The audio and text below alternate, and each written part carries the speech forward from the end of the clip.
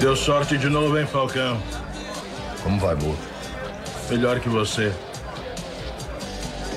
Agora mesmo, o dobro ou nada, o que me diz? Tô indo pra Las Vegas. Ora, vamos, uma luta agora. Estou a fim de incestar você. Vamos esperar até eu voltar, sim? Você não tem ninguém em Las Vegas? Vamos ver.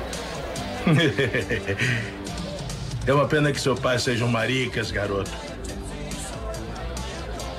Eu vejo você em Las Vegas.